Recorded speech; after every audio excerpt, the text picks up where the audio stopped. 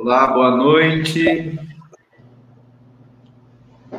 Quero dar boa noite a todos.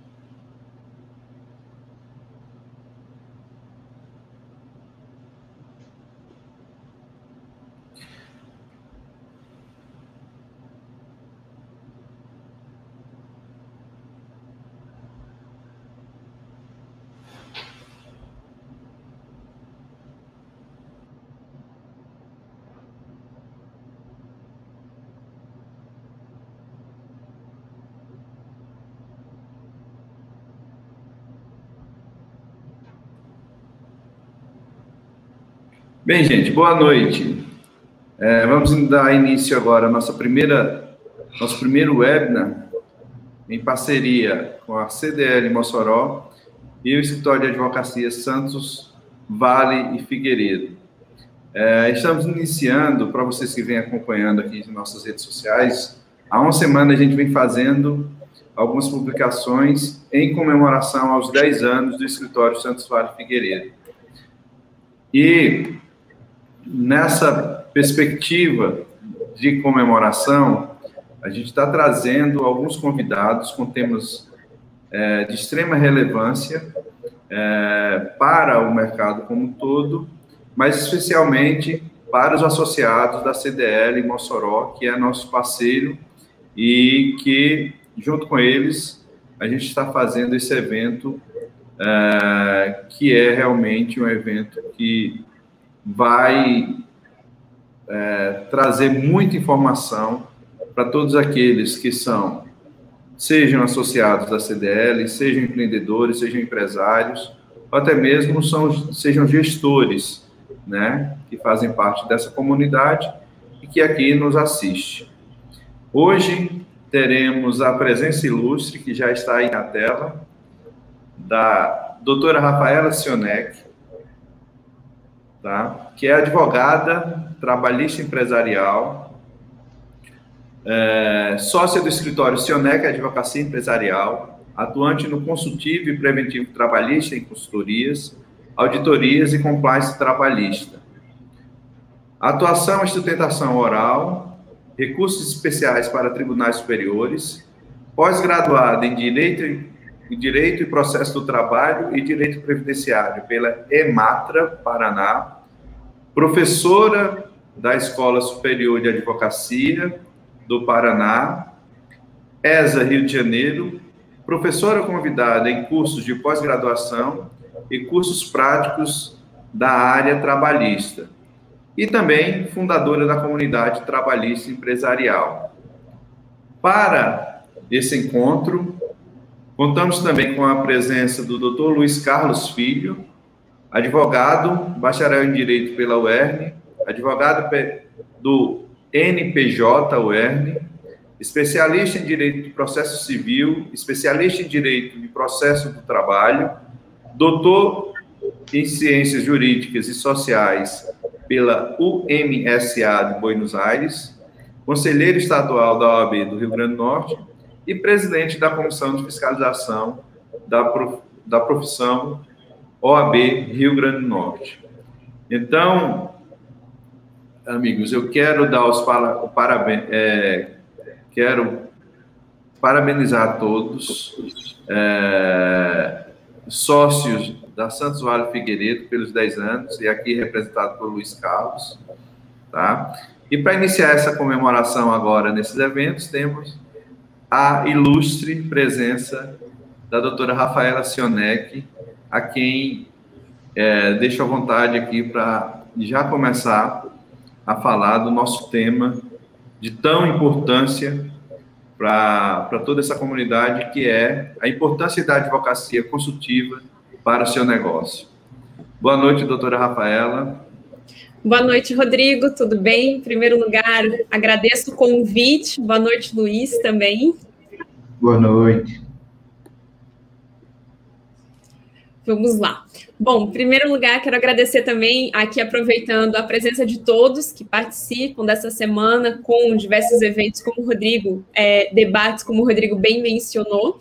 E para mim é uma honra, né? É um prazer imenso estar aqui junto da CDL para que a gente venha conversar sobre a importância de uma atuação preventiva, consultiva ou extrajudicial das diversas denominações aqui que a gente vai ter e que a gente acaba tendo, principalmente nessa atuação que vai acontecer antes lá do contencioso, ou seja, antes da gente receber um processo, antes da gente receber uma ação trabalhista, e por que talvez essa atuação, né, ela seja tão importante, tão primordial para o funcionamento da empresa, para que a empresa atinja os seus objetivos institucionais, organizacionais, e não somente para evitar aquele contencioso, para evitar aquele passivo trabalhista.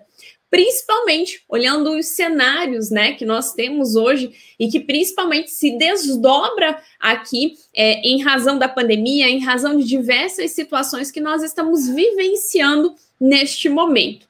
Então, eu vou tentar aqui fazer uma abordagem com vocês para que vocês comecem a compreender a importância e o que efetivamente é essa atuação preventiva, essa advocacia preventiva e como ela pode muitas vezes ajudar a alavancar o seu negócio, ajudar efetivamente a você ter uma compreensão em termos de segurança jurídica e do que isso vai proporcionar também de melhoria, desde clima organizacional dentro da empresa, tomada de decisões, até mesmo falando de rotinas e procedimentos trabalhistas, que muitas vezes acabam ficando com o departamento pessoal, com o setor do RH, e muitas vezes a gente que acaba ali ficando na parte de trás, mas na situação de gestão efetivamente da empresa, a gente acaba não tendo o conhecimento do quanto é demandado as rotinas e procedimentos trabalhistas do setor dos recursos humanos. Bom, desde a reforma trabalhista, a gente já sentiu aqui, falando como advogada, a gente já sentiu uma grande diferença na advocacia trabalhista, né? Vamos assim dizer, vamos situar um marco aqui propriamente dito, desde 2017. Então, se a gente olhar como para 2017, como se ele fosse o nosso marco temporal aqui, nós teríamos um cenário da advocacia trabalhista antes de 2017, e agora nós temos um cenário depois de 2017, e depois de 2017 ainda nós temos outros marcos que foram importantes e que estão sendo importantes para a advocacia, e principalmente isso está refletindo nas empresas, na tomada de decisão dentro das empresas e também na visão que o empresário tem a respeito da advocacia trabalhista e como ela pode justamente ajudar nessa guinada dos nossos negócios.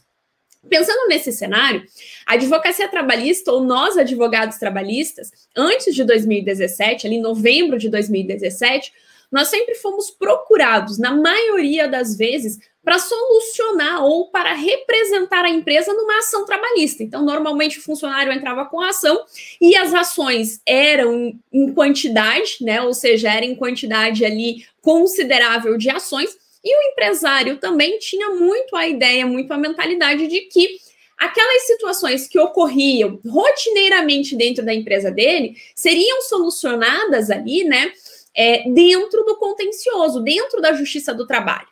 E não tinha nada de errado nisso, até porque a Justiça do Trabalho, ela acabava compensando muitas vezes o erro do empregador, o erro que a empresa tinha cometido com aqueles funcionários, porque o acordo era muito mais fácil, né? A propositura de acordo, o incentivo do acordo, muitas vezes o empregador corria o risco, porque corria o risco do empregado não ajuizar a demanda, ou aquela demanda muitas vezes terminar ali num acordo que era mais favorável para a empresa. Então, o cenário que a gente tinha era de uma justiça do trabalho pacificadora, vamos assim dizer, solucionadora desses conflitos trabalhistas naquele momento, naquela oportunidade. No entanto, esse cenário, ele já dava indícios de que ele estava estagnado, tanto para nós, advogados trabalhistas, quanto também para as empresas. A gente já começou a perceber uma mudança no próprio judiciário, no próprio analisar ali, pesar dessas ações trabalhistas. E o estopim dessa situação, então, foi justamente com a edição e a publicação da reforma trabalhista. E por que a reforma trabalhista mudou, assim, de forma drástica, como a gente pode dizer, o cenário da advocacia trabalhista e que isso impactou diretamente para os empresários, impactou diretamente nas empresas? Porque a proposta da reforma trabalhista foi justamente de fechar a porta do contencioso, vamos assim falar, ou seja, tentar reduzir as ações do contencioso e, em contrapartida, aqui, possibilitar a negociação direta, não somente entre empregados e o seu empregador, mas também entre a empresa e os sindicatos respectivos aqui. Tanto é que, desde a reforma trabalhista, a gente trabalha sobre a ideia de que o negociado vale mais que o legislado. Por isso que muitas vezes a gente encontra decisões judiciais priorizando aqui uma convenção coletiva, um acordo coletivo, em detrimento, muitas vezes, de uma obrigação, de uma determinação que está prevista em lei. Por quê? Porque a reforma trabalhista trouxe essa ideia de que o negociado vale mais que o legislado.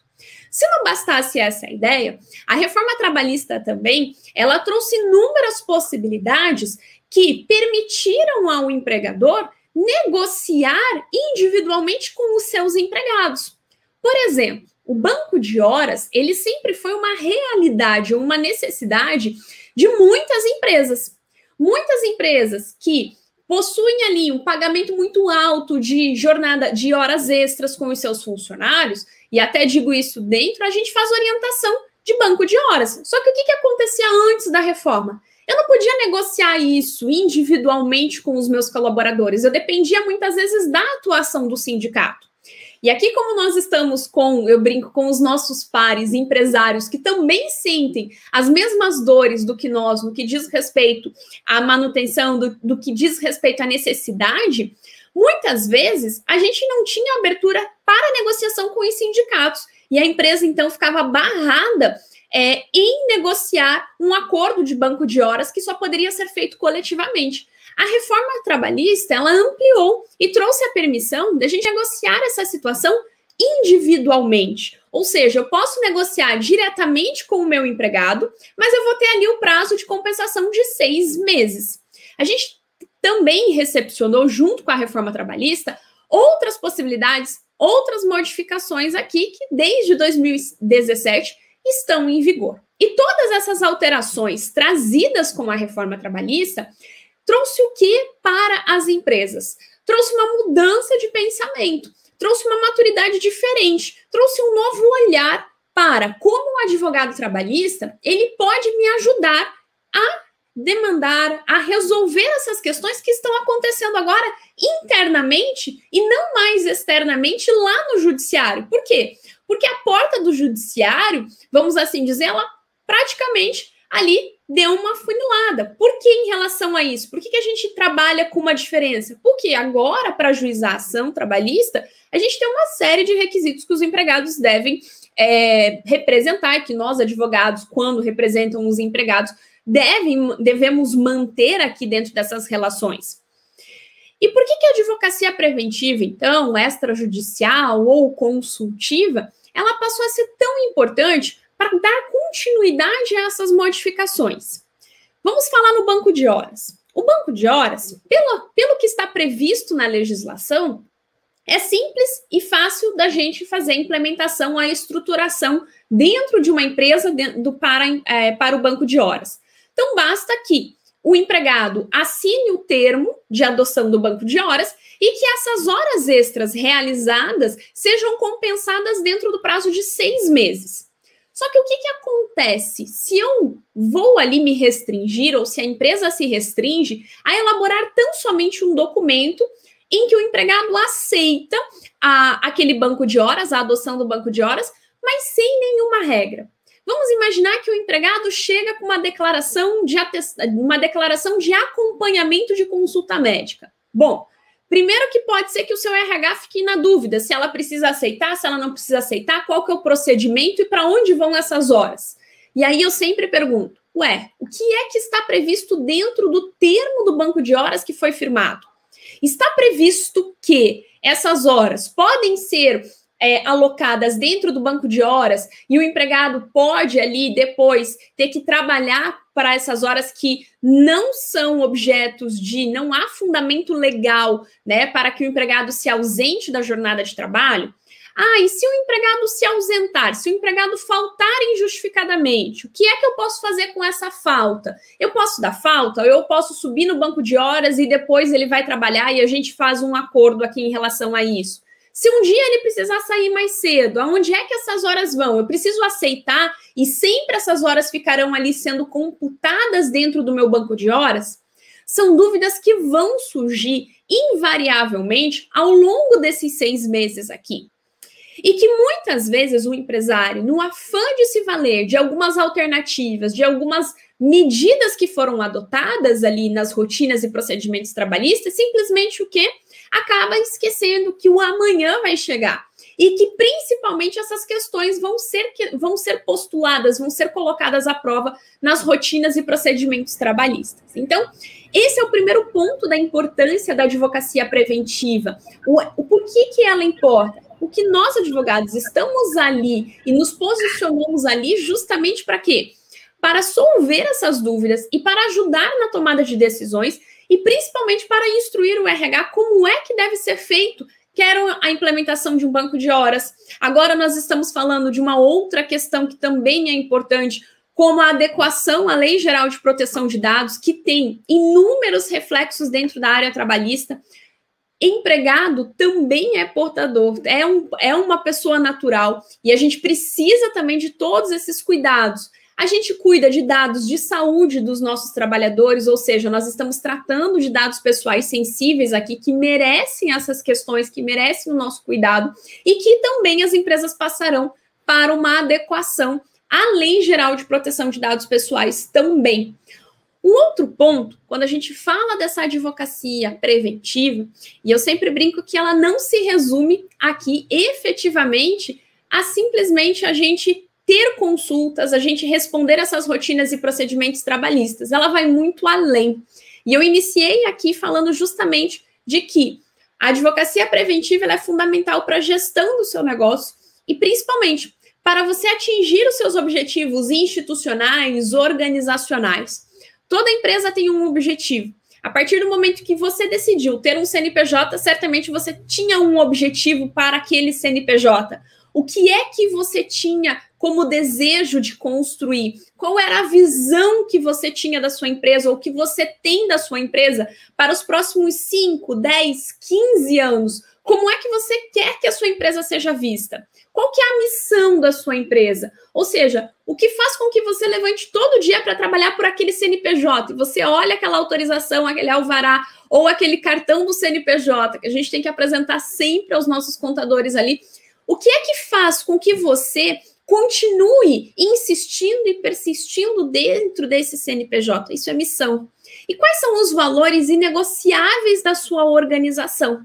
Ou seja, o que é que a sua organização não abre mão? O que é que você não vai deixar de colocar na mesa esses valores? Ou que vai fazer com que você, muitas vezes, rejeite determinadas negociações, tratativas ou oportunidades, porque essas situações estão violando os seus valores que vocês tanto primaram ali na abertura da sua empresa.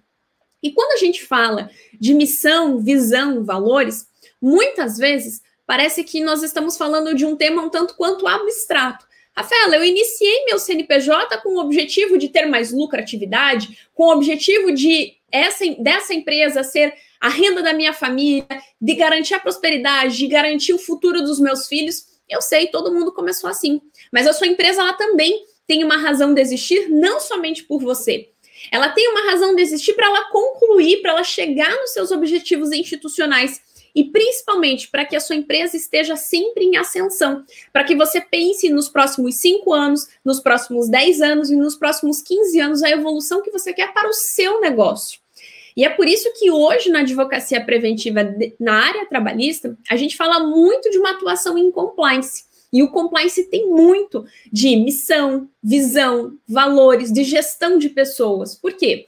Se você espera que o seu negócio dure 5, 10, 15, 20 anos aqui, ao longo desse tempo, que você atinja a sua missão, que você acorde e que você tenha sempre, que você se lembre sempre do motivo pelo qual você acorda, você todo dia faz exatamente aquele caminho para chegar dentro da sua empresa e daqueles valores que você não abre mão, o compliance te ajuda. Por quê? Porque você vai precisar dos seus colaboradores, dos seus funcionários também acreditando na visão que você tem da sua empresa, acreditando na mesma missão que você tem para a empresa, trabalhando junto com você para essa missão e, principalmente, respeitando junto os mesmos valores que você tem para dentro dessa empresa. Então, quando a gente pensa numa formatação de compliance aqui, e vou me permitir falar de compliance trabalhista, nós estamos falando de uma empresa não que somente está devidamente adequada à legislação trabalhista, ou seja, que a gente faz uma análise de riscos, quais são os riscos, quais são os potenciais passivos que essa empresa tem, quais são as situações que a gente precisa tratar imediatamente, mas que, principalmente, nós estamos ajudando e atuando a empresa a construir e a atingir o seu objetivo institucional. E, para isso, você vai precisar e vai depender das pessoas, dos seus colaboradores. E eles precisam ter clareza. Ou seja, como é que eu mostro para os meus colaboradores, como é que eu exijo dos meus colaboradores, muitas vezes, aquela conduta.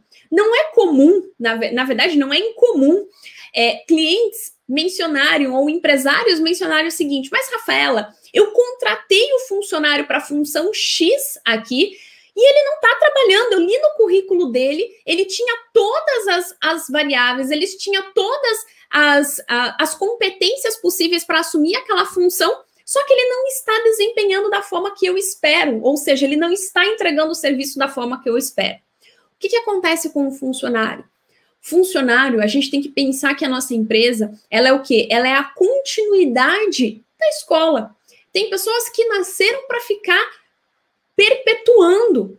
E tá tudo bem. O nosso sistema funciona dentro dessa forma. Só que nós, na função e na condição de empregadores aqui, nós não podemos deixar de esquecer que nós precisamos a todo momento orientar esses colaboradores, esses funcionários. E que nós, empregadores, fazemos o papel, muitas vezes, de educadores aqui. E que a empresa, então, passa a ser uma continuidade daquela escola. Isso quer dizer o quê? Que eu tenho que educar o meu funcionário, que eu tenho que mostrar para ele o que eu espero. E o que o compliance tem em relação com isso? Com o código de conduta. Uma das ferramentas que a gente tem dentro do compliance é justamente o código de conduta. E o código de conduta visa o quê? Visa dar uma orientação daquilo que você espera e daquilo que você não espera dos seus colaboradores. Quais são as condutas que a sua empresa tolera, que a sua empresa aceita, e quais são as condutas que a sua empresa repudia, inclusive que a sua empresa proíbe que sejam realizadas. Os seus colaboradores, hoje, eles têm clareza de todas essas atitudes? Vocês toleram situações de assédio moral ou vocês repudiam situações de assédio moral? Quais são as situações que caracterizam o seu assédio moral? Será que os seus colaboradores estão conscientizados dessas situações? Ou seja, muitas vezes o que falta ali para os colaboradores é a clareza nas informações. E a gente tem algumas ferramentas dentro da advocacia preventiva que a gente consegue trazer isso para os colaboradores, como um código de conduta. Só que a gente precisa entender que o código de conduta é um dever de conduta, ou seja, é aquilo que a empresa espera, não somente dos seus colaboradores, mas também de todos aqueles que se relacionam com aquela organização, com aquela empresa. Como assim? Desde os seus clientes, desde os seus terceirizados, até os seus fornecedores, como os colaboradores irão se submeter a esse código de conduta. Então, ele se torna um documento público dentro da sua empresa. Agora, Rafaela, eu tenho sempre problemas com utilização de equipamento de proteção individual, ou seja, o empregado não usa o EPI, não conserva o EPI. Eu tenho dificuldade em relação às questões de postagem nas redes sociais e hoje, principalmente com a pandemia, com o cenário que nós estamos vivendo, a gente tem se deparado com essas questões. Como é que eu controlo? Ou será que eu posso controlar? Ou até onde vai o meu limite? Vocês podem instituir, através do regulamento interno e de políticas específicas, política de uso de redes sociais. Hoje, os nossos funcionários estão, em sua grande maioria, a depender da empresa, da atividade da empresa, em home office. E a sua empresa que está adotando o home office, tem uma política de home office, uma política de teletrabalho? A gente tem que sempre lembrar que a cultura que eu tenho dentro do presencial, ela tem que ser o quê? Ela tem que ser transferida para a cultura do teletrabalho. Não adianta você construir uma cultura aqui sem passar essa cultura aqui para o telepresencial. Tem que ser a mesma cultura, tem que ser a mesma voz, a mesma mensagem para ambos os regimes aqui de trabalho, seja presencial ou seja telepresencial. Então, o compliance, ele vem justamente para dar no ambiente de trabalho não só uma organização, não só uma adequação, uma conformidade, não só uma certificação de que aquela empresa cumpre a legislação trabalhista. O compliance, ele faz algo a mais, até porque eu brinco que ele é um organismo vivo dentro da empresa. A todo momento a gente vai ter uma atuação em compliance. Então, o compliance, ele vem para dentro da empresa aqui, principalmente pensando numa questão de cultura organizacional. E qual é a consequência de uma cultura organizacional positiva para dentro da empresa? Os funcionários vão trabalhar com um engajamento maior, vão produzir mais. E qual que é essa situação? Mas por que eles fazem isso?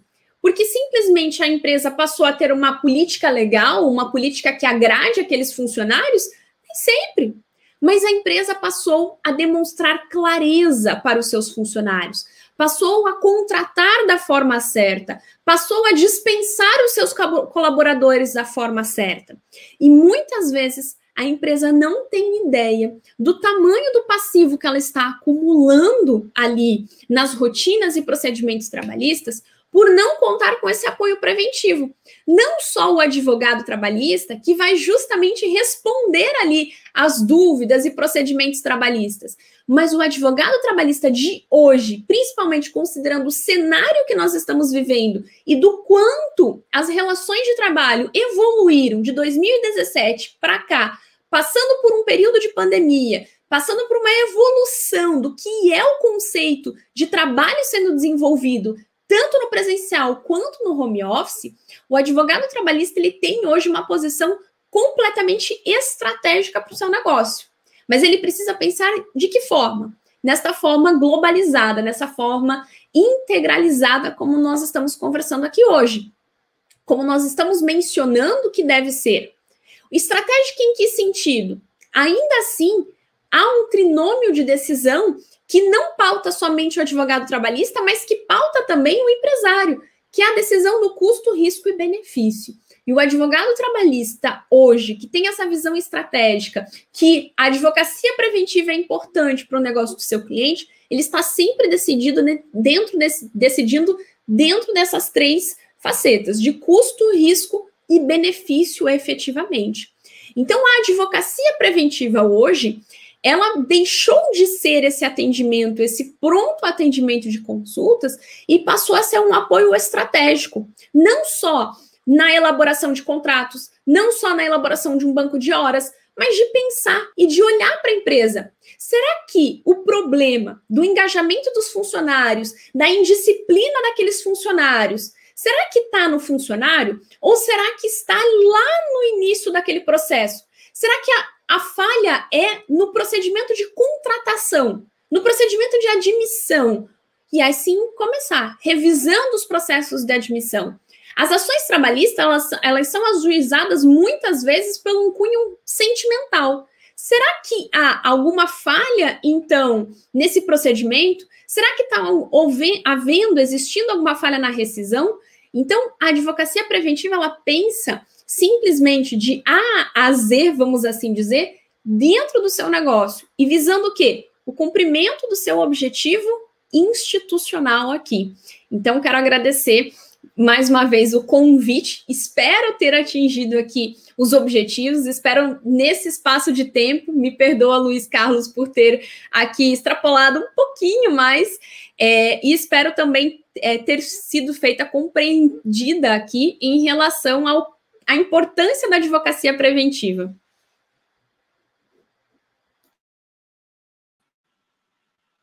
Excelente. Parabéns, Rafaela. Eu acho que ficou muito claro aqui para todos a importância da advocacia consultiva e, em especial, na área trabalhista, né? Agora, eu passo a palavra ao Dr. Luiz Carlos para tecer também seus comentários e falar também alguns pontos com relação à advocacia consultiva e a importância dela para os negócios. Ótimo, parabéns, Rafaela, pela exposição. Ficou, sim, muito claro tudo que você se propôs a dizer. E alguns mitos, né? Algumas informações que nós precisamos trazer para a realidade. Por exemplo, a ideia de que a implantação do compliance ou da consultoria trabalhista, ela precisa ser aplicada somente nas grandes empresas. Na verdade, as pequenas empresas também precisam. Muitas vezes, o pequeno e o médio empresário, ele tem medo de buscar uma assessoria jurídica, um consultivo, né?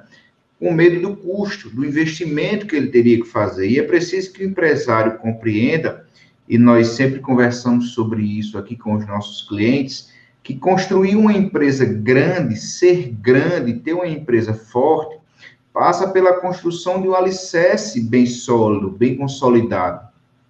E esse alicerce consolidado, ele está diretamente ligado a uma construção jurídica bem feita, não é? A consulta ao advogado, e uma observação importante, a um advogado especialista no assunto em que o empresário deseja obter solução, é também de extrema importância, a busca e a informação pelo advogado generalista, muitas vezes, em vez de solução, traz mais um problema, né? Então, é preciso, e aí reforçando o que já foi dito por você, o advogado hoje, a consultoria jurídica hoje, não é mais um plus, um luxo, algo que somente empresas grandes podem ter acesso. A advocacia, a consultiva, ela é parte do negócio.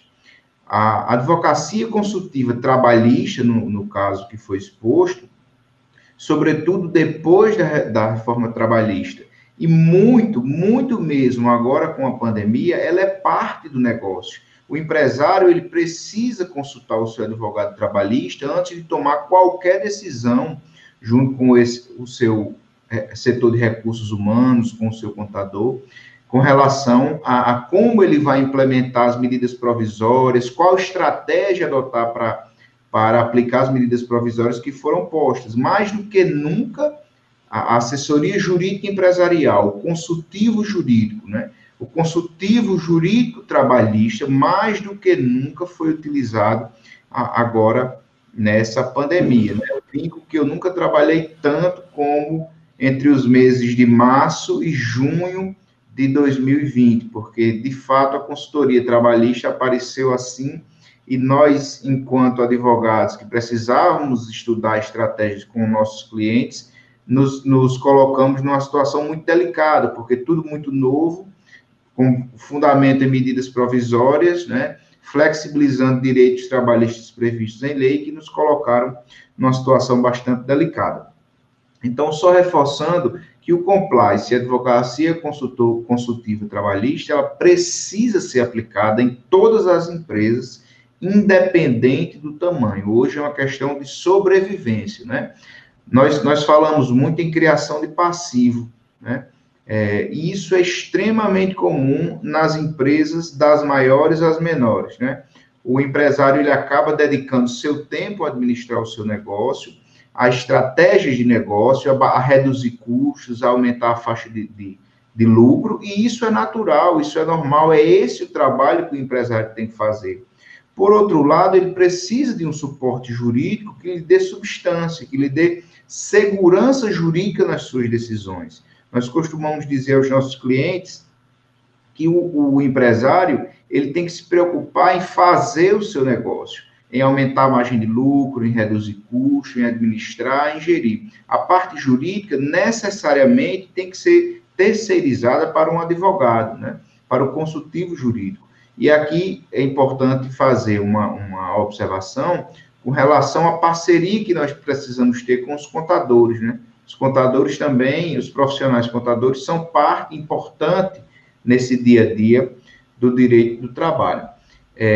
O que nós observamos aqui, especialmente na nossa região, acredito que na sua também deve ser uma realidade que está em transformação, é a cultura da judicialização, né? Nós ainda vivemos tempos em que o empresário ele prefere, num jargão popular, empurrar com a barriga, fazer de conta que não está vendo o problema, experimentar como ele vai solucionar o problema num tempo posterior e acaba criando um passivo que muitas vezes leva à extinção da empresa.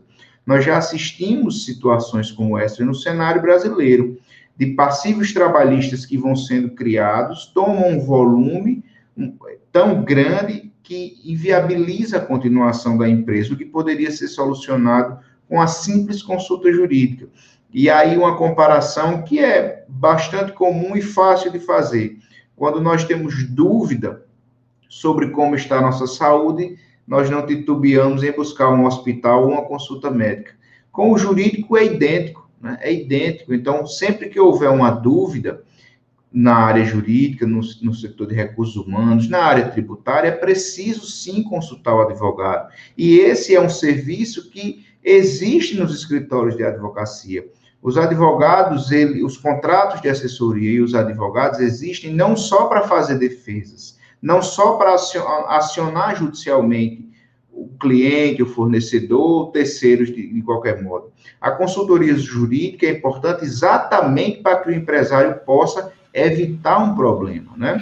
Eu li recentemente uma frase que me chamou a atenção, que diz que manter-se distante, que se aplica aos empresários, né? Manter-se distante dos problemas é melhor do que resolver problemas, ou seja, evitar o problema é melhor do que ganhar uma ação judicial que vai solucionar aquele problema que foi criado. E é aí que entra a advocacia trabalhista consultiva, né? A advocacia trabalhista consultiva, como foi muito bem explanado por Rafaela, ela tem atividades que acompanham o dia a dia da empresa. É um acordo extrajudicial para solucionar um conflito, né?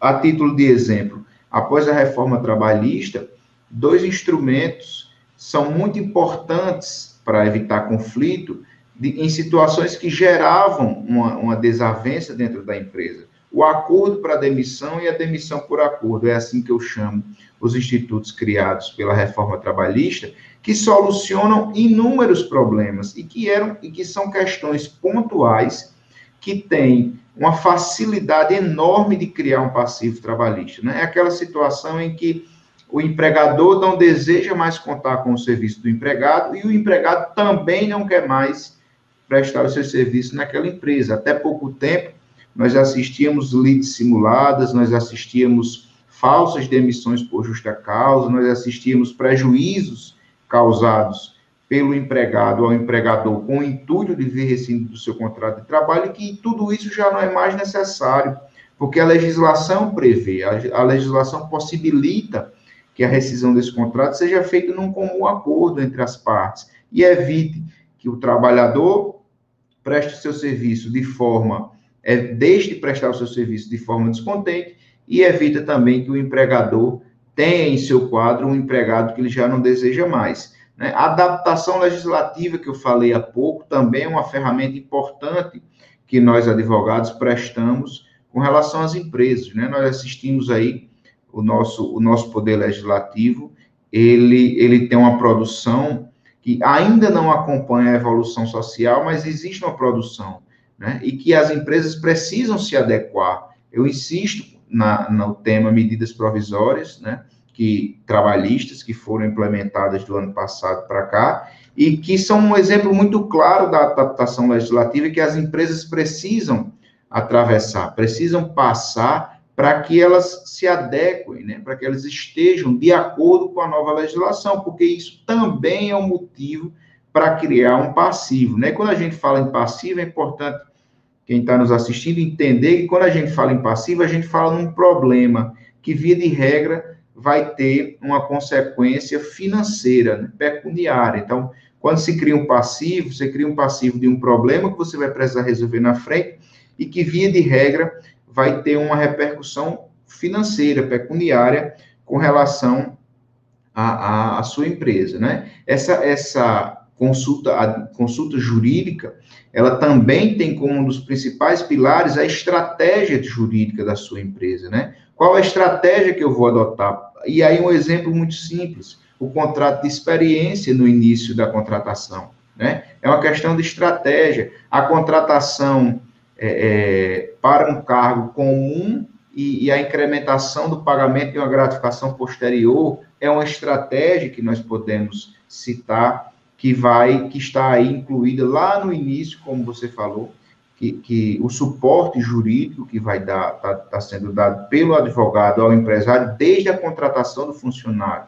Nós assistimos com muita frequência o empresário contratar um funcionário já com salário alto, com a gratificação embutida naquela remuneração, e lá na frente ele tem problema em reduzir ou em demitir essa remuneração, porque a contratação foi errada, porque a contratação não foi estratégica, né? Então, são exemplos que eu estou colocando aqui, para que a gente possa daqui a pouco discutir com mais calma, né? Nós assistimos hoje planejamento sucessório, é muito falado, planejamento tributário é muito falado, planejamento previdenciário é muito tratado, o planejamento trabalhista para as empresas também é necessário, por tudo isso que nós já falamos agora. Rodrigo, é isso, agora vamos aí bater um papo, um bate-bola aí, uma discussão, não é isso? É isso mesmo. Não, uma conversa. Obrigado, Luiz Carlos. Obrigado, Rafaela, mais uma vez. E aí eu trago aqui algumas dúvidas que foram levantadas e eu tive cuidado de buscar até mesmo com os advogados do escritório na área trabalhista para ver quais eram as principais dúvidas, né? E eu acho que para a gente começar, eu trago uma aqui que ainda fica muito em dúvida na cabeça de quem contrata os escritórios de advocacia, essa diferença. A Rafaela e Luiz Carlos falaram um pouco disso, mas se vocês pudessem explicar um pouco melhor, qual é a diferença realmente da advocacia contenciosa para a advocacia consultiva? E a importância, justamente, como a gente tem colocado aqui, dessa importância da consultiva, porque ela claro que, para não querer responder o que vocês vão falar, mas o porquê que a gente explana tanto que a advocacia consultiva é estratégica para o escritório e a contenciosa fica, em termos de estratégia, em segundo plano, quando a gente sabe que dentro de um plano e de um planejamento, as duas têm seu lugar. E aí eu gostaria de saber qual é essa diferença. Perfeito. Posso responder? Claro. Vamos lá, o Luiz me complementa depois também, posteriormente. Como é que a gente fala em advocacia contenciosa e consultiva, né? E aí eu sempre coloco preventiva e extrajudicial, porque a gente tem muitas variações. A advocacia contenciosa, a gente denomina aquela que efetivamente a gente trabalha, na verdade, dentro do contencioso, dentro do judicial, né? Então, na defesa trabalhista, então apresentando a contestação, acompanhando a empresa na audiência inicial, na audiência de instrução, em eventual perícia, elaborando quesitos, recursos que vierem a ter dentro desse processo, né? E essa advocacia, então, do contencioso, que é a defesa do judicial, que a gente vai apresentar, vamos assim dizer, né? Que é a ação trabalhista que nós vamos representar ali na contestação e todos os atos que se fizerem necessário, a gente vai representar a quantidade de processos ali que a empresa tiver, obviamente, né? Inclusive, muitas vezes, a proposta ali, ela já até prevê próximas ações trabalhistas ou as ações trabalhistas em curso até um limite X, Y, Z e assim vai. Já a advocacia preventiva, ela pode ser combinada tanto com a atuação do contencioso, ou seja, enquanto nós, advogados, respondemos ali, atuamos naquele processo trabalhista, a gente também está ajudando preventivamente ou consultivamente a empresa aqui na tomada de decisão, na rotinas e procedimentos trabalhistas, como bem pontuou o Luiz Carlos nesse período da pandemia, de suspende contrato ou reduz o contrato, o que a gente faz com as gestantes, a gente suspende, pode suspender ou não pode.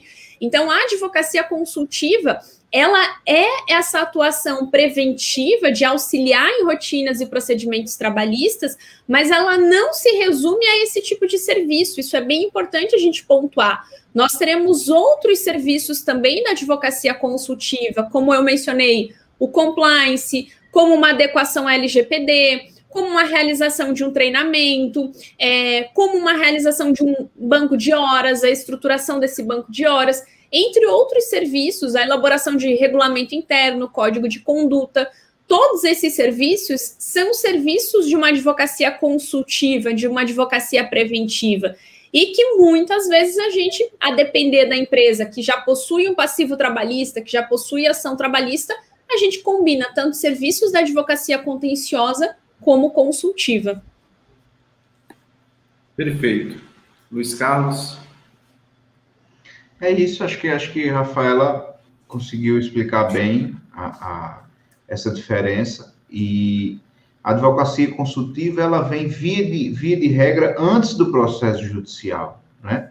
O que não implica que ela aconteça também após o processo judicial, né? A advocacia contenciosa, de fato, é aquela quando um problema, a lide já existe, o problema já existe. Então, normalmente a advocacia contenciosa ocorre quando a consultiva não é bem feita, né? Obviamente que muitos casos fogem do controle do empresário, do controle da assessoria jurídica, né, do controle do RH, porque existe na advocacia contenciosa também muito a vontade humana, né? O ânimo de litigar, a vontade de brigar, de ir ao Poder Judiciário e ter uma sentença, né?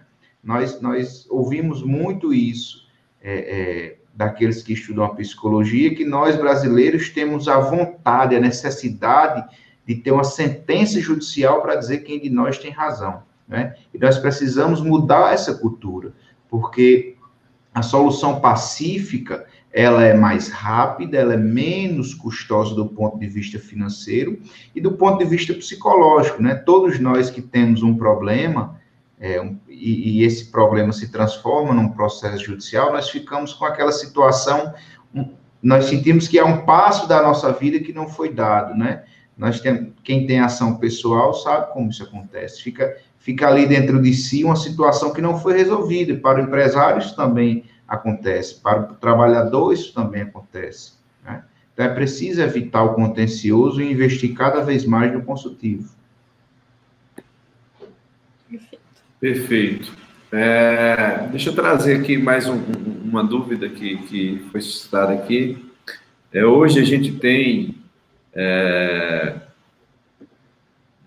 uma palavra que, bem quando se fala em direito, e em especial para as empresas, é uma palavra que está bem em evidência hoje, e as pessoas ainda não conseguiram entender qual a importância dela. E eu estou falando, Rafaela, você tocou muito bem na sua fala, mas eu queria, vamos dizer, simplificar, se a gente pudesse simplificar um pouco mais, para que quem está nos assistindo e nos ouvindo pudesse entender um pouco mais o que é o compliance trabalhista, tá?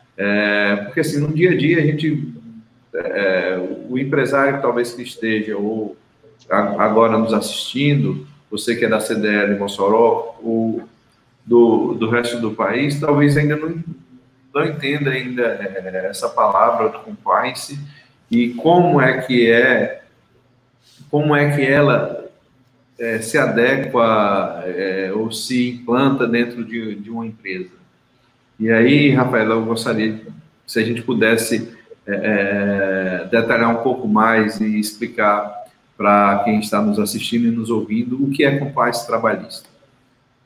Perfeito, Rodrigo. Então, traduzindo aqui a ideia do compliance trabalhista, né? O compliance também vai ser chamado, conhecido como programa de integridade. Então, se a gente falar em compliance, falar em programa de integridade, nós estamos nos referindo à mesma situação, né? E ao mesmo programa, vamos assim dizer. A gente chama de compliance, na verdade, e esse termo, ele é utilizado desde 2013, ali, que a gente teve a lei da Lava Jato, né, que é a Lei 13.846, que estourou, na verdade, com toda essa situação, num português bem claro, com a Lava Jato, e impôs nas empresas, né, uma conduta mais transparente. E aí, então, surgiu, ou melhor, nós tivemos a disseminação do compliance, que é o quê? É justamente a empresa cumprir e observar ali todas as obrigações legais e normativas que são aplicadas a ela. Em que sentido? O cumprimento de acordos, de convenções coletivas, o cumprimento da legislação trabalhista que é aplicada àquela empresa, o cumprimento das normas regulamentadoras, e não somente o cumprimento legal, normativo, de uma obrigação que aquela empresa detém, mas também pensar na questão de cultura organizacional, de funcionários que produzem mais, de um ambiente de trabalho equilibrado, de um ambiente de trabalho sadio. Como é que eu posso promover isso dentro da minha empresa? E aí, o compliance conta com algumas ferramentas. Essas ferramentas, eles visam ajudar tanto a empresa na observância da legislação que é aplicada àquela empresa, como também na manutenção e na melhora do clima organizacional dentro da empresa. Então, um exemplo, como é que eu vou melhorar esse clima organizacional? Como eu tinha mencionado, indisciplina de funcionários, acredito que essa é uma dor muito comum entre os empresários. Meus empregados chegam atrasados injustificadamente, não cumprem com as regras dentro do ambiente de trabalho, utilizam o celular no ambiente de trabalho, meus funcionários são indisciplinados quanto ao uso do EPI, ou são funcionários que não têm um trato ali bacana de coleguismo entre eles, né, um ambiente de trabalho mais pesado. Como é que a gente resolve isso? Quando eu tenho um programa de compliance dentro de uma empresa, a gente tem algumas ferramentas, como um código de conduta, como um regulamento interno, como a realização de treinamentos. São situações, são opções que a gente pode ter, né, e realizar dentro de uma empresa aqui para a melhoria desse programa, desse clima organizacional. Então, o compliance, ele é a possibilidade que a empresa tem justamente de cumprir a legislação, minimizar os riscos, né? E isso vai trazer uma série de benefícios para a empresa. Não é só internamente, mas externamente. Isso melhora a competitividade, a visibilidade da empresa dentro do mercado em que ela está inserida, a melhoria do clima organizacional perante seus funcionários, e a médio e a longo prazo, sem sombra de dúvidas, a empresa também vai visualizar praticamente uma queda no seu passivo trabalhista. Por quê? Porque a empresa vai tomar decisões mais assertivas e, ainda que ocorra o ajuizamento de uma ação trabalhista, a empresa tem mais o quê? Tem mais segurança no comando dessa ação trabalhista. Por quê? Porque houve observância da legislação aplicável, houve observância de todas as normas, e isso aqui praticamente minimiza toda a ocorrência de um passivo trabalhista, né? Perfeito. Luiz Carlos, Algo a acrescentar?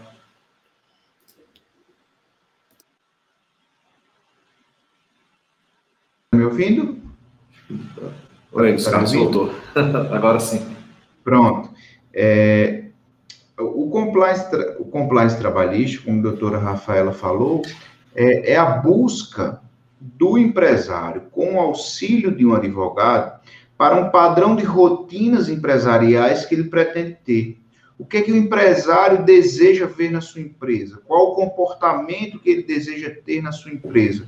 Qual a rotina padrão que ele precisa estabelecer na sua empresa? É a partir de um compliance trabalhista que tudo isso vai ficar firmado, como a doutora Rafaela falou, num código de conduta, num regimento interno da empresa.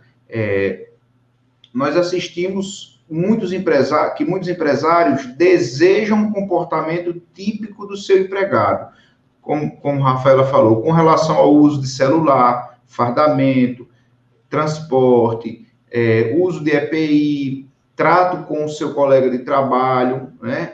Inclusive dentro da própria diretoria da empresa, um padrão de comportamento, uma rotina adequada, porque a diretoria da empresa é sim o espelho dos seus empregados, né? Muitas vezes nós assistimos o empregado dizer, eu me comporto assim porque fulano lá, que é o dono, também faz assim. Isso está errado, tá? Mas a partir do momento em que nós temos um código de conduta, né, o funcionário, o diretor, o gerente, ele sabe como ele deve se comportar. E o empresário vai ter na sua mão a ferramenta para, havendo um desvio de conduta, havendo um desvio dentro de sua rotina administrativa, ele aplica uma penalidade que está prevista na legislação trabalhista e resolve uma situação.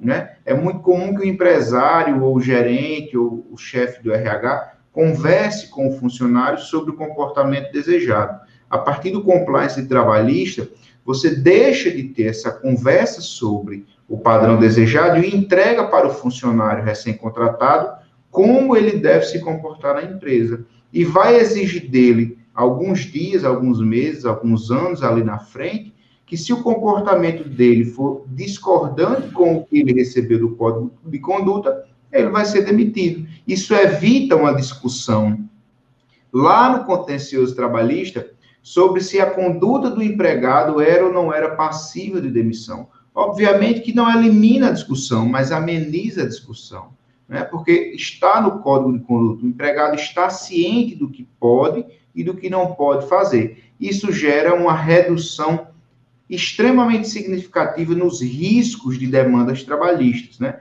Quando nós falamos numa diferença entre, por exemplo, a demissão por justa causa e sem justa causa, a depender da quantidade de tempo que o empregado trabalha na empresa, nós estamos falando de uma rescisão de 40 mil, 50 mil, 100 mil reais, e aí vai depender do salário do empregado, esse valor pode variar bastante. Então, o compliance trabalhista, ele documenta a empresa sobre o cumprimento das convenções coletivas, da legislação trabalhista como um todo. Ótimo. Eu só trazer aqui uma experiência prática, né, que é importante também colocar, é que algumas empresas, em especial, que prestam serviço para o setor público, até mesmo para empresas que tenham já também um compliance trabalhista, ela também exige daquela empresa, né, que está sendo contratada, que você compra algo dela, que ela também tem esse compliance. Tem um exemplo, a Rafaela colocou aqui sobre que esse advento, ou seja, o compliance tomou força depois da Lava Jato, e certa vez, uma amiga que trabalha com compliance, não trabalhista, mas trabalha com compliance como um todo dentro da empresa, ela falou que tinha, salvo engano, era uma transportadora de combustíveis que transportava combustível, e a Petrobras começou a exigir dessas empresas que elas tivessem um plano de conformidade, ou seja, o compliance, também para que as distribuidoras e consequentemente, as empresas de transporte de combustíveis também precisavam ter. ao ponto de que, se eles não tivessem, eles teriam um contrato rescindido.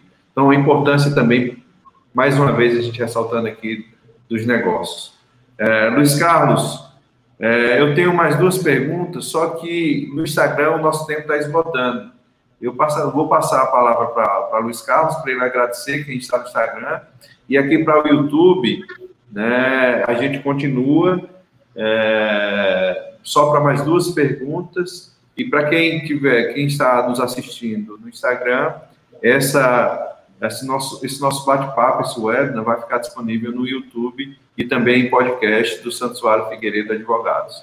Então, eu passo, só para você se despedir aqui de quem está no Instagram, Luiz Carlos, e Rafaela também, rapidamente, porque a gente só tem 1 minuto, porque vai cair para quem está no Instagram. Vou deixar com vocês. Tá, eu quero agradecer a quem nos acompanhou até agora.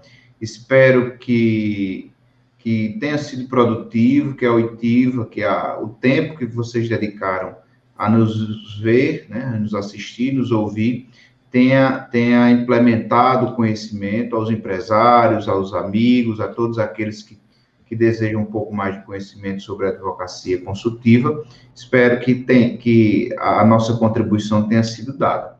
Rafaela? Também agradeço a todos, agradeço novamente ao convite para participar e fico também à disposição para eventuais dúvidas. Muito obrigada.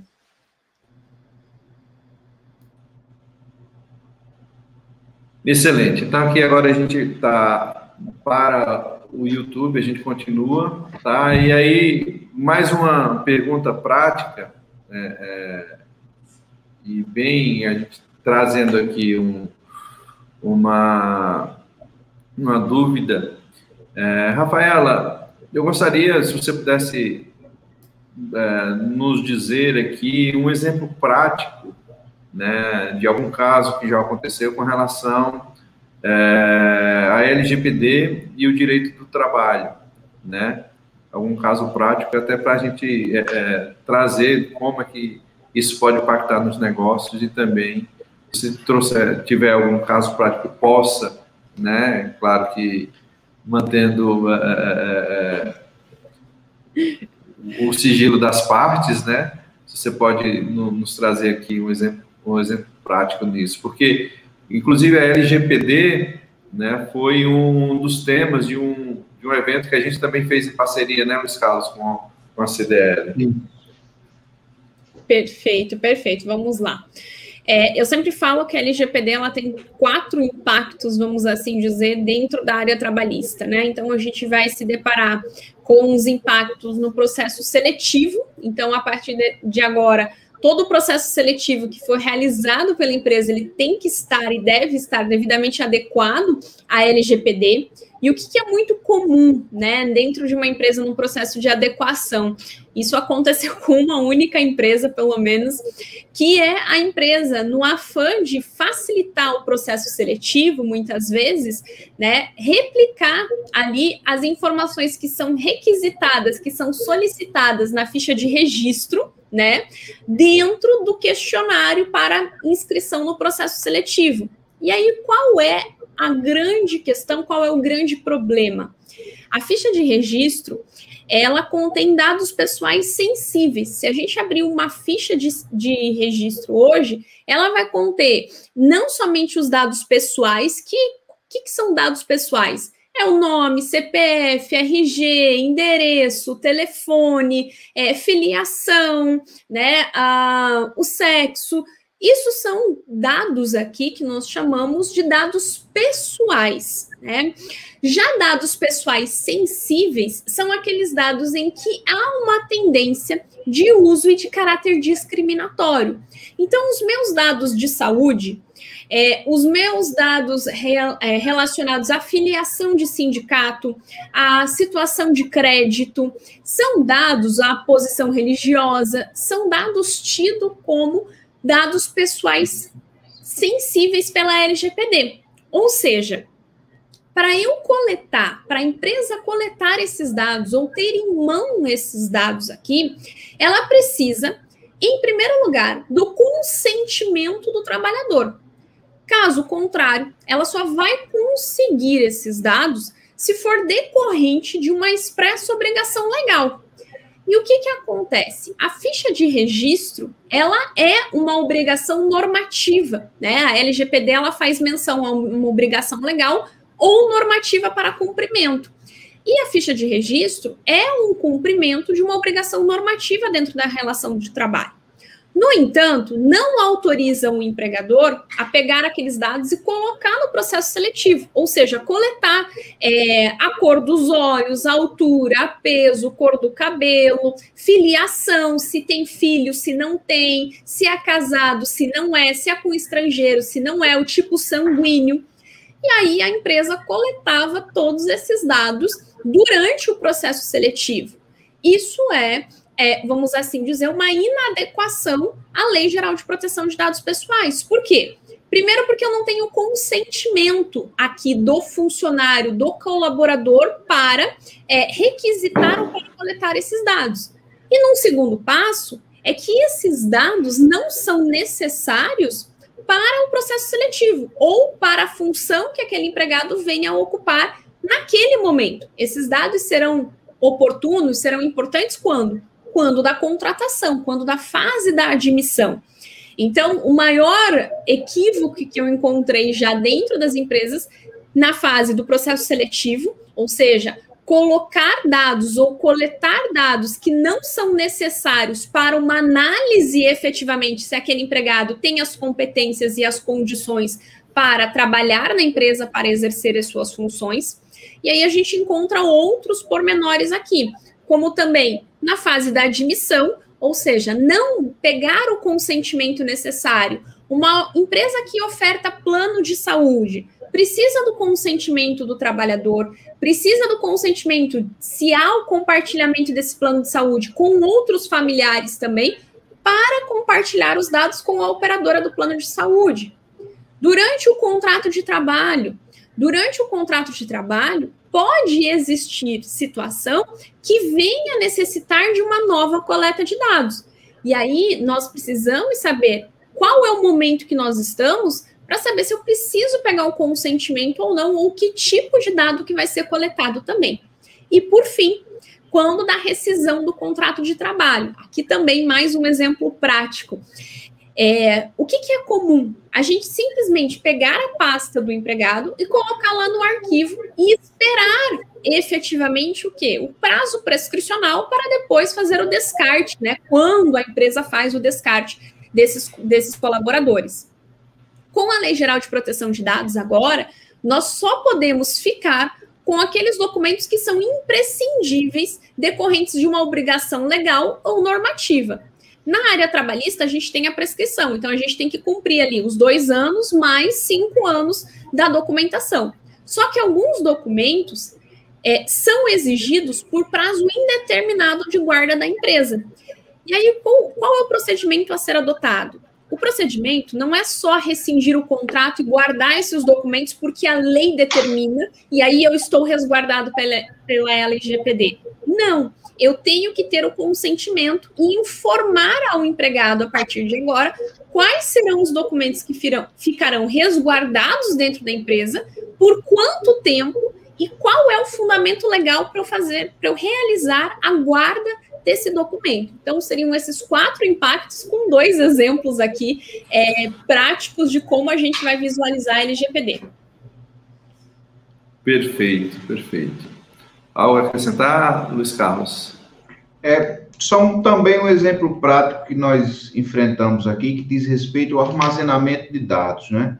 Nós ainda temos aqui na região a cultura de receber muitos documentos, cópias de documentos e arquivar fisicamente, né? Algumas empresas ainda não adotaram o arquivamento eletrônico, a mídia digital, o armazenamento em nuvens. Então, nós tivemos uma situação aqui também parecida, nesse sentido da guarda de documentos, né? Que mais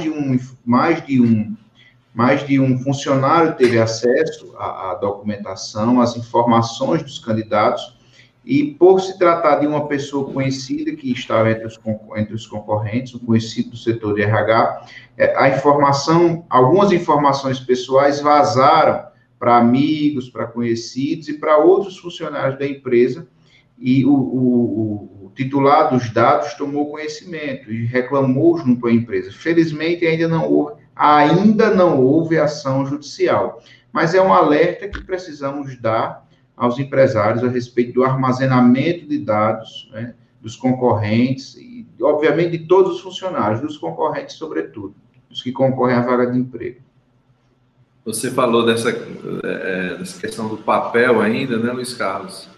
E para você e para a Rafaela, houve um caso interessante que uma pessoa chegou lá na empresa e viu que os currículos tinham sido impressos e estavam usados depois. Ao invés de descartar, estavam usando como rascunho.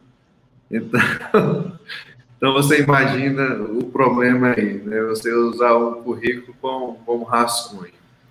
Então, para finalizar, a Rafaela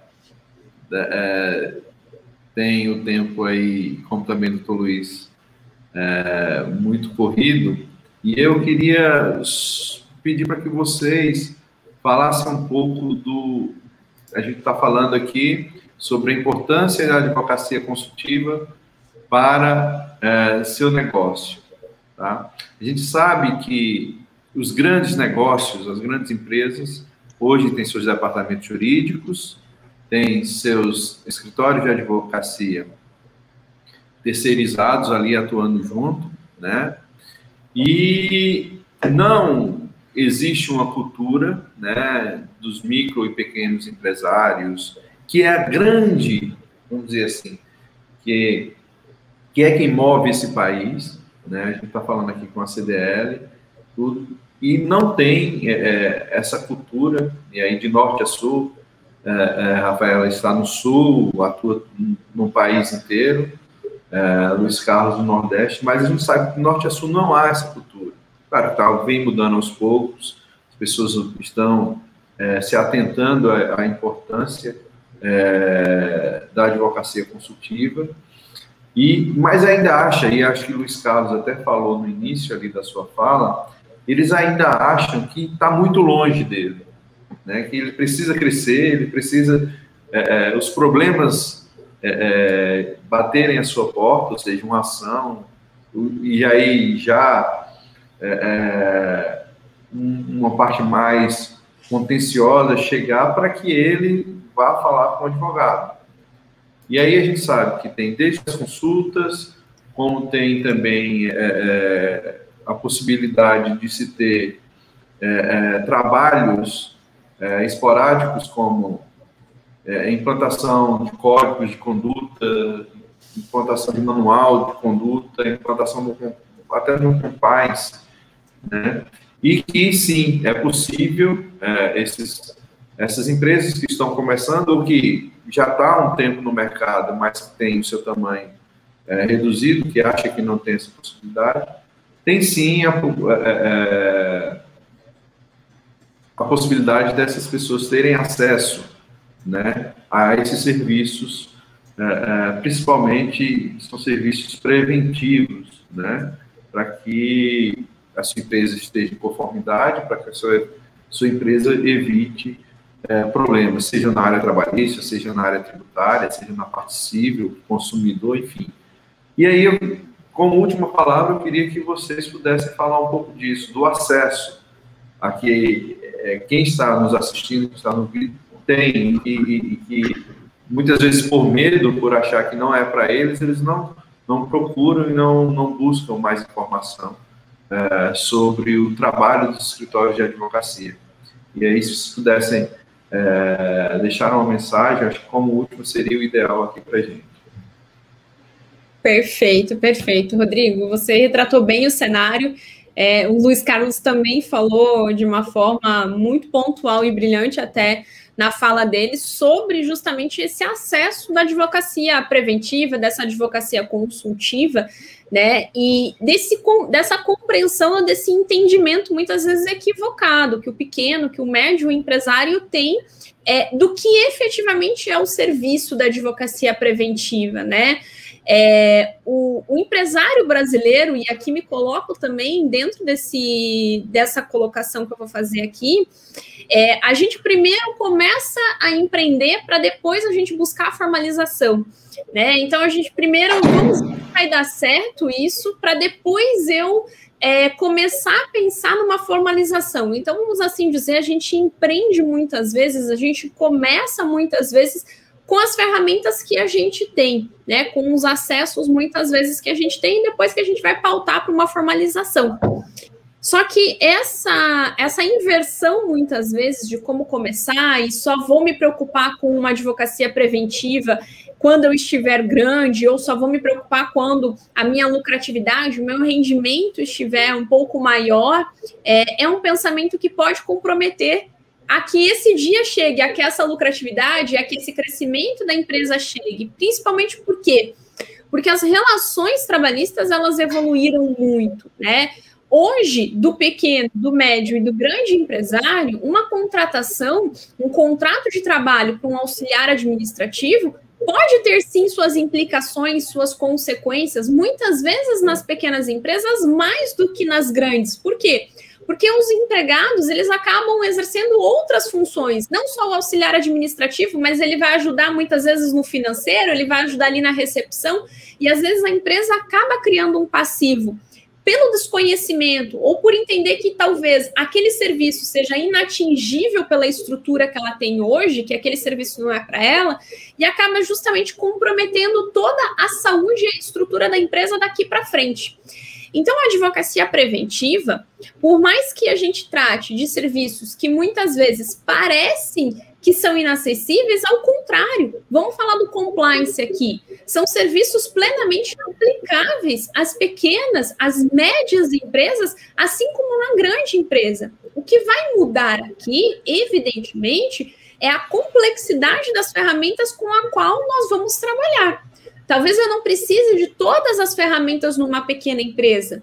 Talvez numa pequena empresa, um código de conduta, um regulamento, ou um regulamento e um treinamento seja suficiente, muitas vezes, para ajustar a conduta, para ajustar aquela cultura organizacional e para regularizar problemas ali que muitas vezes estavam tirando o sono daquele empresário, né? Ou que estavam principalmente ceifando ele de atingir novos objetivos com a sua empresa, ou novos objetivos organizacionais. E principalmente no cenário que nós estamos vivendo hoje. Nós temos aqui o governo com várias alternativas, né, através das medidas provisórias, mas que muitas vezes as empresas não sabem como proceder, como utilizar e, principalmente, se elas também podem se beneficiar e se beneficiar com segurança dessas alternativas e dessas medidas. Então, hoje, a advocacia preventiva, esse apoio trabalhista, eu vejo ele como possível, tanto para uma pequena e principalmente necessário para uma pequena empresa, e também para uma grande empresa, mas para uma pequena e média empresa. Se a gente levar em consideração que mais de 90% das empresas brasileiras são pequenas e médias empresas, e principalmente aquelas que até o Rodrigo mencionou, licitam com o poder público, hoje são obrigadas, né, num processo licitatório, no certame, a apresentar justamente a comprovação de um programa de compliance. Então, a nossa realidade está nos conduzindo para uma atuação cada vez mais consultiva, para uma atuação cada vez mais preventiva, e o advogado trabalhista nessa posição, como eu até mencionei, ele tem que ter, e nós temos uma visão estratégica, não uma visão ali para apontar o dedo, mas uma visão para ajudar o empresário.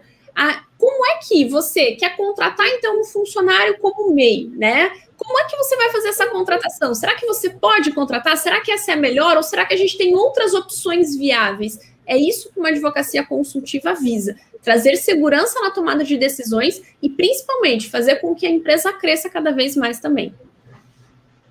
Perfeito.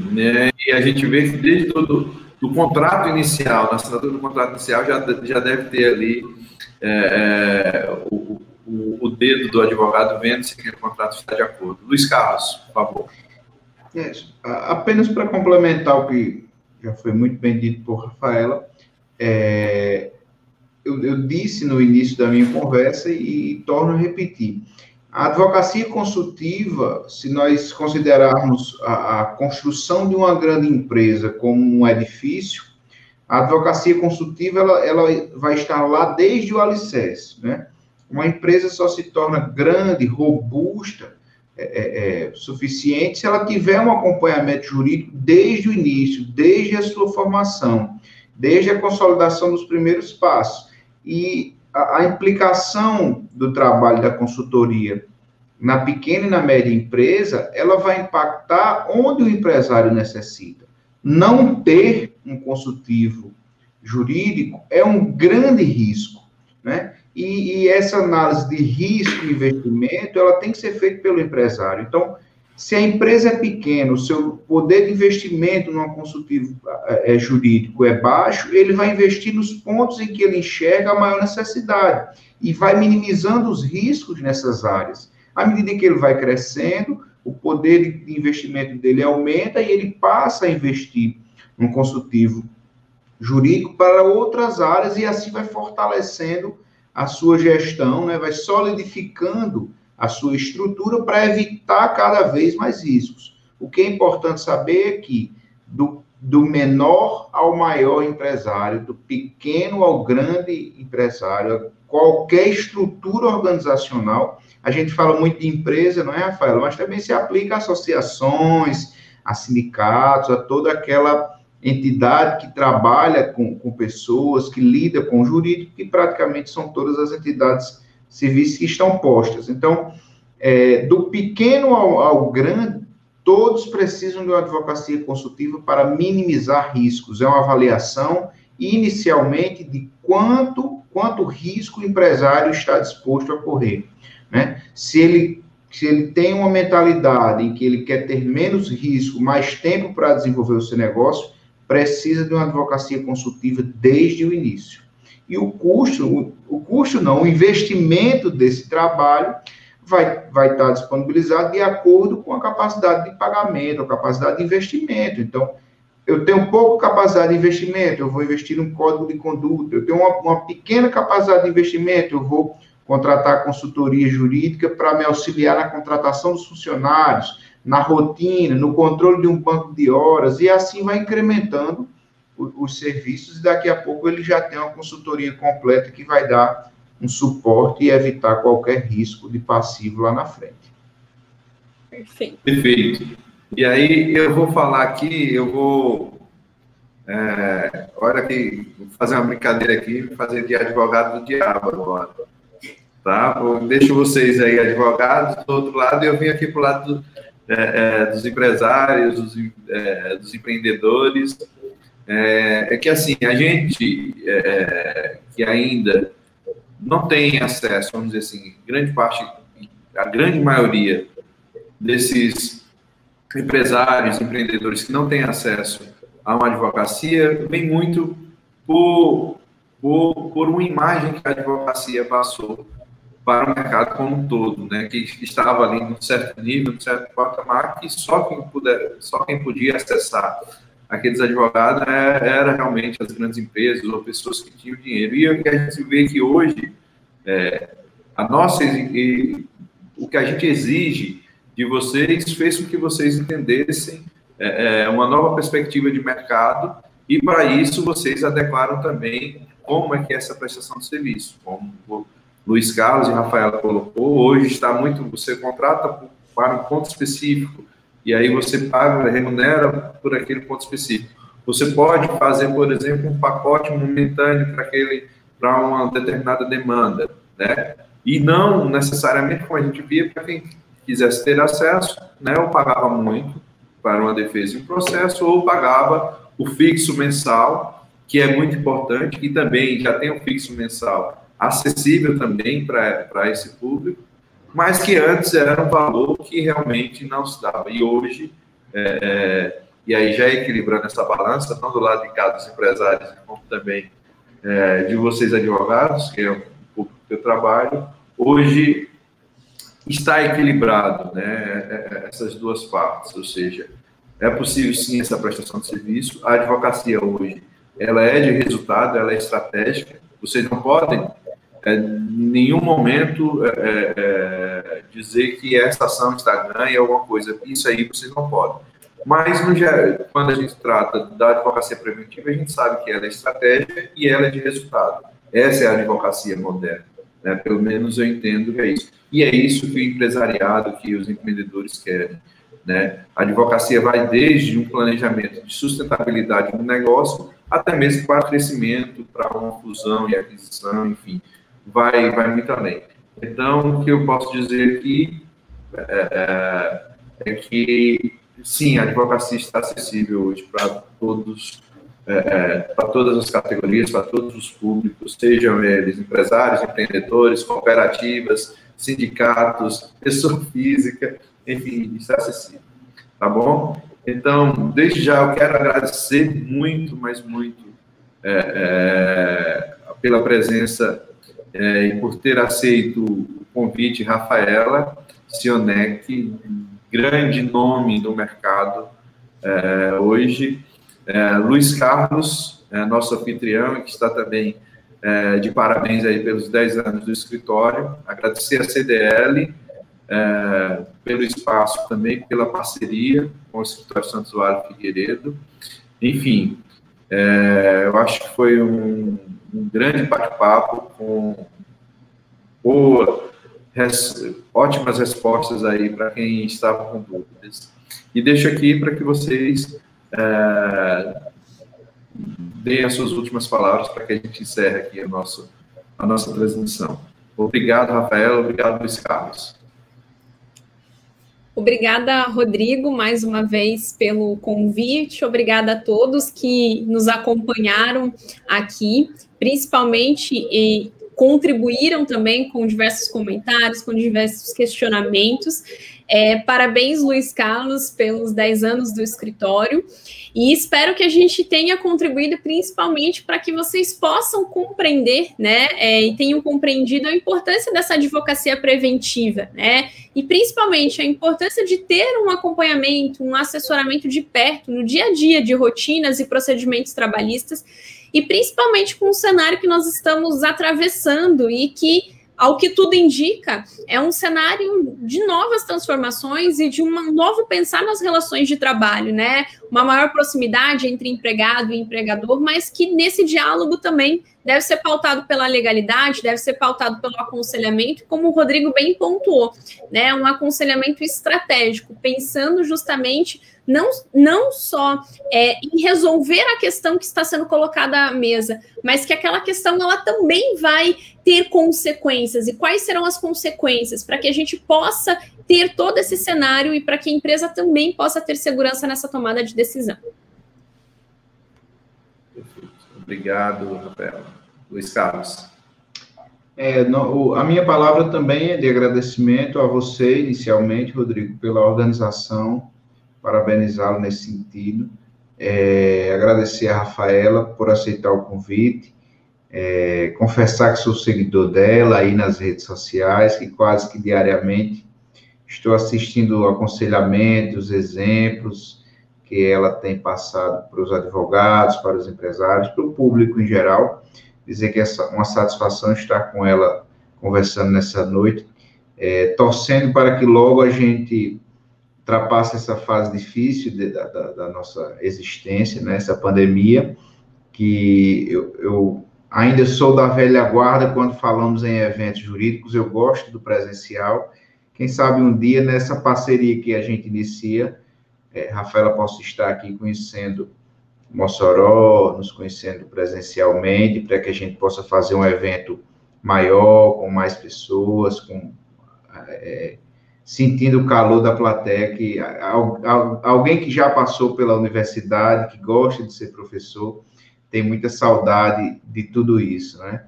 Então, agradeço, Rafaela, tenho certeza que a mensagem foi passada para todos que nos acompanharam, compreenderam o que é uma advocacia consultiva, o que é compliance, qual a sua importância.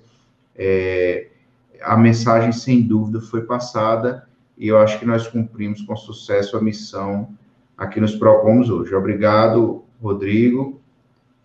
Até a próxima. É isso aí.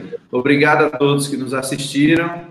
Esse é o primeiro webinário aqui do Santos Vale Figueiredo, em parceria com a CDL. Na próxima semana, teremos mais um webinário com José Romeu Amaral e o Dr. Michel, do escritório Santos Vale Figueiredo, falando do planejamento sucessório, tá? Que também não é só para as grandes fortunas, tá? Então, muito obrigado pela presença de todos e um ótimo... Eu vou aqui setorizar, tá, Luiz Carlos? Um ótimo São João para quem é aqui do Nordeste, porque é o nosso Natal, então fica aqui o nosso desejo por essa data tão especial para a gente. Obrigado a todos e até a próxima. Obrigada. Tchau.